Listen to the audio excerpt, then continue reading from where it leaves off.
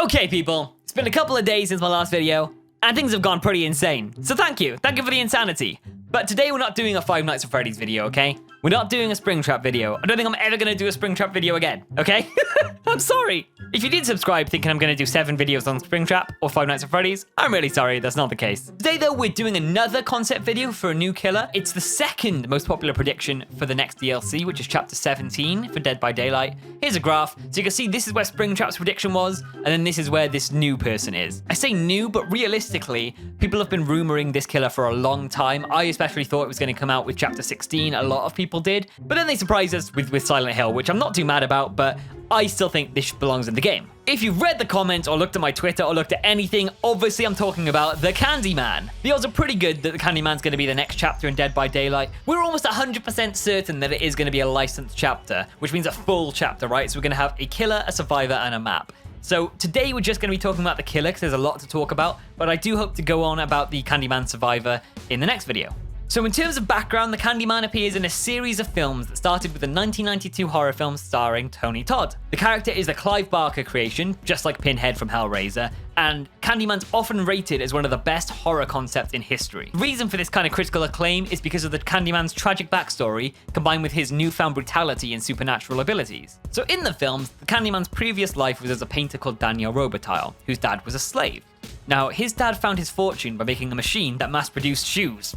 I don't know what that means, but he made a machine that mass-produced shoes and he got super rich. Because the family had money, they were able to send Daniel to a really good school in a white neighborhood, and he was accepted into the predominantly white community. It turns out that Daniel was pretty good at art and he became a portrait painter for the wealthy. When he was in his 20s, he got hired by a really rich landowner who hired him to paint his daughter, Caroline. So if you imagine, in this situation, you're spending tons of time with each other, and it just so happened that Caroline and Daniel fell in love. At some point after this, they did some happy fun times and conceived a child. The fucked up part is the father then found out, and because Daniel was black, made this angry mob and hunted down Daniel. They pinned him down, ripped off his shirt, and beat him senseless. One guy even used a rusty saw to cut off his right arm, pretty damn slowly as well. Apparently, that wasn't enough, and they covered the guy in honey. Yeah, fucking honey. Apparently, the idea for this was to make the bees angry. I don't know if they take revenge on people who steal their honey, but they do in this film, okay? It's fine. It's quite serious. I'll stop making jokes. At some point during pouring the honey, some kid tasted the honey off his hand and said,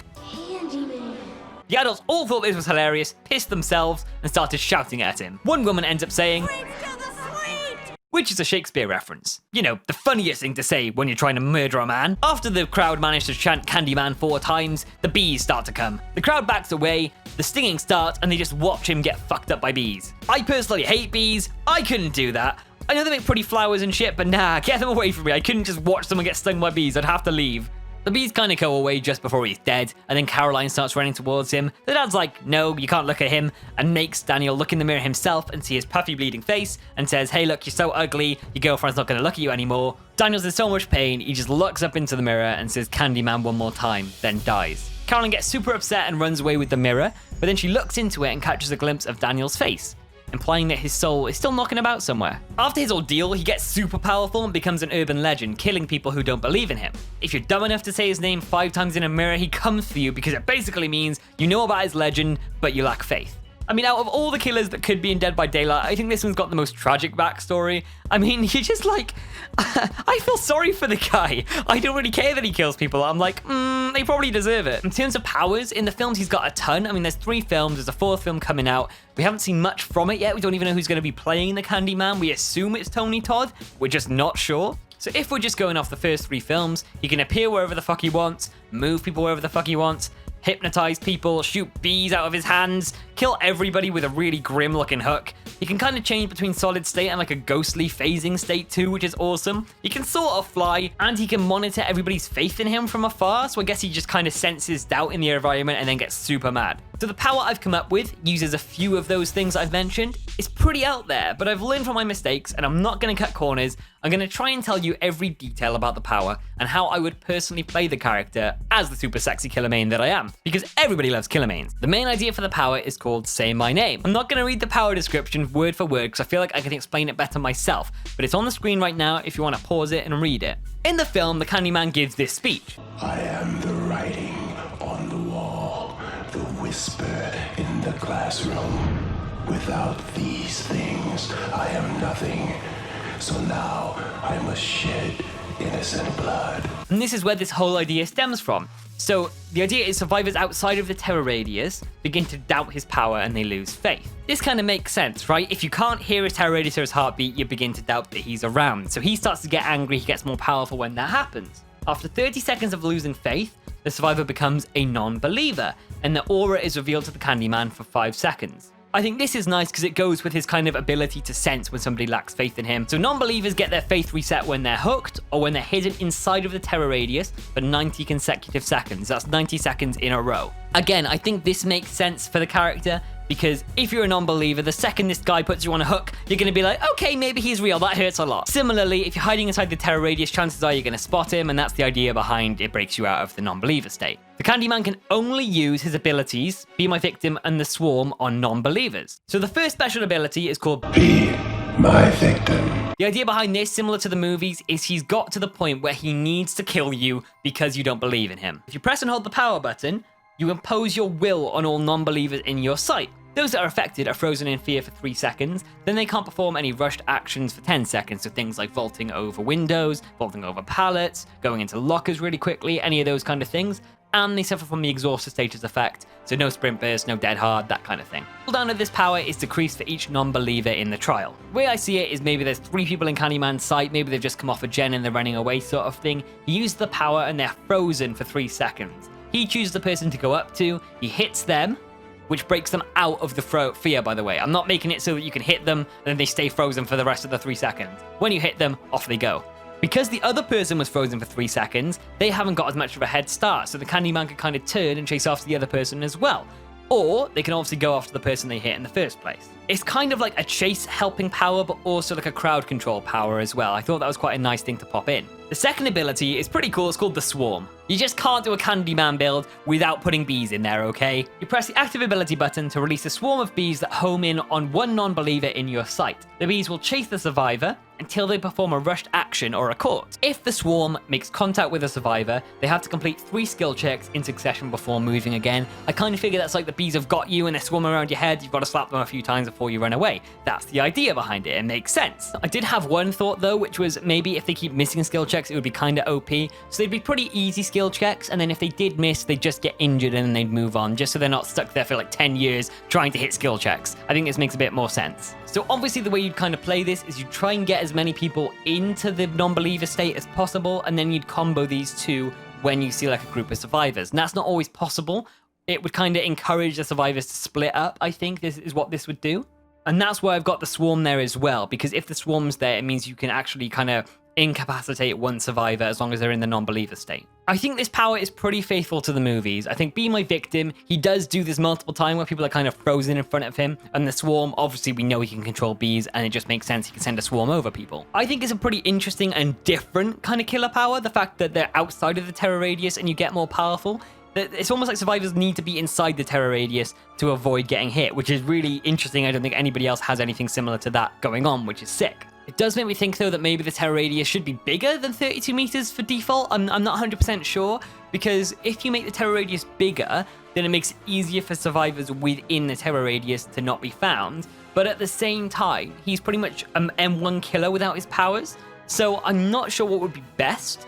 Let me know in the comments what you think would be best for that kind of mechanic. I know everyone's going to have different opinions on balance and things like that, but I just kind of want to know what the general consensus is, because personally, I think he should have the normal terror radius because he's just an M1 killer, and probably a slow M1 killer as well, right? He can stop people in their tracks, so I'd probably put him at 4.4 meters a second rather than the full speed. Because what I kind of don't want is, without using a perk, I don't want him to be able to hit one survivor that's frozen and then go and hit another survivor that's frozen. I don't want that to work. I want it so he has to hit a frozen survivor, then chase the other survivor. That's kind of how I see it in my head, especially because in the films, he never really fights 2 people at once. He kind of like focuses on one person. I think I've covered everything I wanted to speak about on the power, so let's go on to the perks. First perk is called Come With Me. As I kind of stated then, in the films, he's obsessed, right? He is obsessed with them. He wants to be his victim. He is obsessed with just breaking their spirit, making them go absolutely insane, framing them to murders and things like that. He just really just ruins this person's life. So this is what this is based on.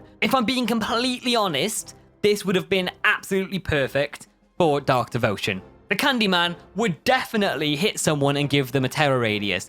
That would be so evil. It would work with his power as well. I just think it's such a shame that the Plague has Dark Devotion, because I would have put it on the Candyman. But because I can't do that, Dead by Daylight devs, when you hit your obsession with a basic attack, they suffer from the exhausted and broken status effect for 30 seconds, so they can't heal and they can't run away properly. Again, that is just the obsession. It's not every time you hit someone, it's only when you hit the obsession. I think it makes sense for the character just because he kills a ton of people, right? He hits a ton of people, but he only cares about one person realistically, and then he gives them extra suffering, so that's kind of what this is saying. The second perk is called I Came For You. I don't think it's in my capacity. I don't think it's possible for me to make a build without putting an endgame perk in. It is in my brain constantly. I'm like, how can I make something that works with Blood Warden? And here we go. This is what I would love to see in the game as a killer main. Survivor mains, you're gonna cry, but it's amazing. You no longer have a capacity for mercy. Once the exegates are powered, you gain the undetectable effect for 60 seconds. One of those annoying things for me is when people stay in the game, when they're sat on the exit gates, I'm across the map, they're sat there teabagging. I know they're sat there teabagging. I can't even see them, and I can feel them in my soul teabagging. So this way, they don't know if I sneak up on them, and I can just fucking murder them. As always, if you combo this with Noed and Blood Warden, they are screwed. They are so screwed unless they break all the totems. So if they release a perk like this, make sure you break totems, all right? It's super important. The final perk is called Sweets to the Sweet. This is kind of a tweaked idea that a few people gave me on Twitter. Some of my friends, some people that followed me said that, hey, because it's the Candyman, he should put honey on gens and then something should happen.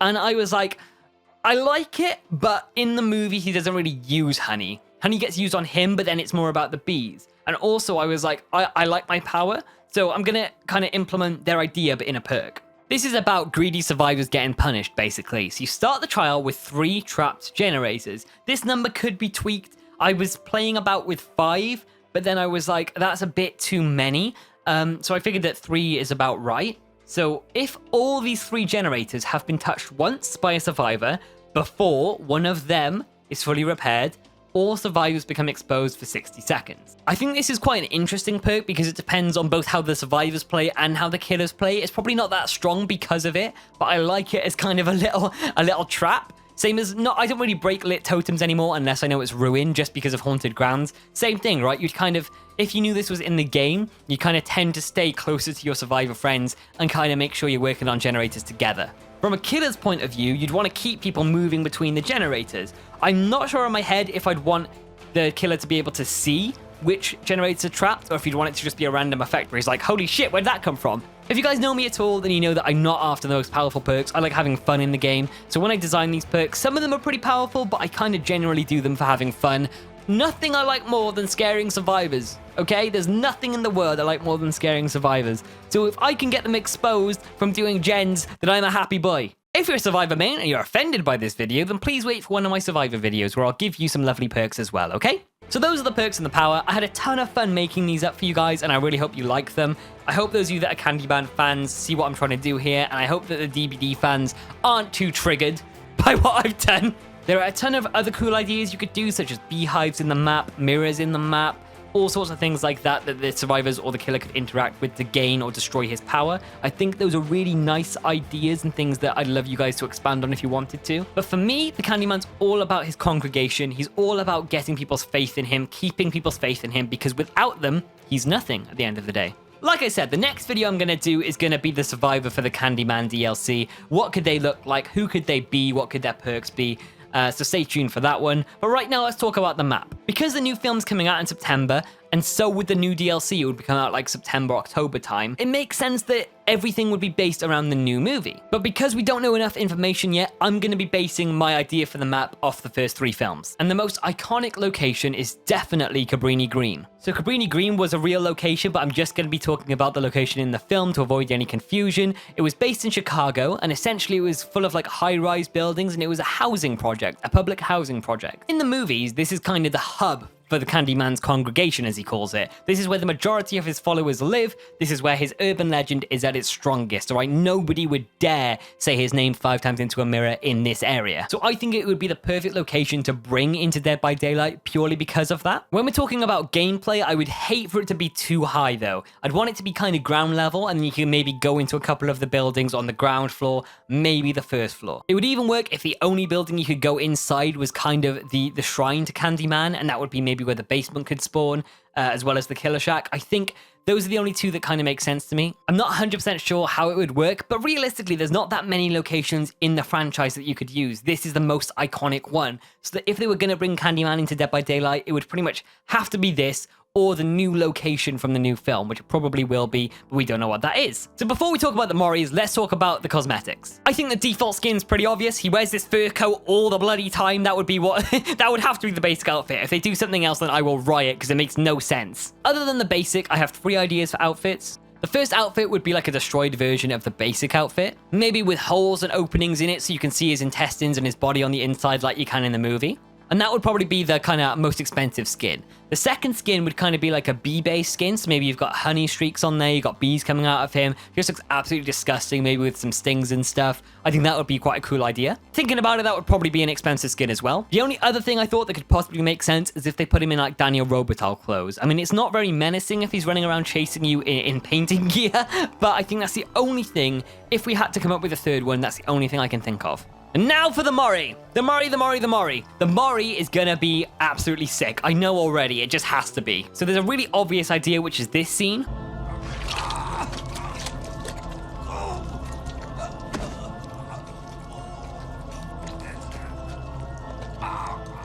I was watching the film and I was like, that makes so much sense. That could easily be a Mori. But realistically, it's kind of boring. There's nothing unique about it. There's nothing special about it other than its hook just goes through someone's stomach. This is kind of where you guys come in, so I'd love you guys to comment your ideas for this. I think there could be one using bees. I'm not sure what they could do. Like, I don't think he would rub honey on people and let the bees sting them. I don't think that's his style. He'd kind of use the bees himself. There's one scene where he kisses Helen and lets the bees crawl all over her face, and that could be one. Maybe he kisses the survivors. I don't know if they do that, but the bees would be kind of creepy, and it would be a bit different. I don't know. Let me know in the comments what Moris you think you'd want to see. But that's it for Candyman. That is it for Candyman. If he comes, I will be super excited, and I hope they do a good job with him. I don't care if it's anything like mine, but I just hope they do a good job, and it's kind of as close to the films as possible. I love when they do a good job. Like, I think Michael, they've done a great job on. Freddy, they've done a good job. I think those two stand out to me as being real faithful to the films. But anyway, guys, that's the end of the video. I hope you enjoyed. If you did, leave a like and subscribe, and I'll see you guys in the next one. Goodbye.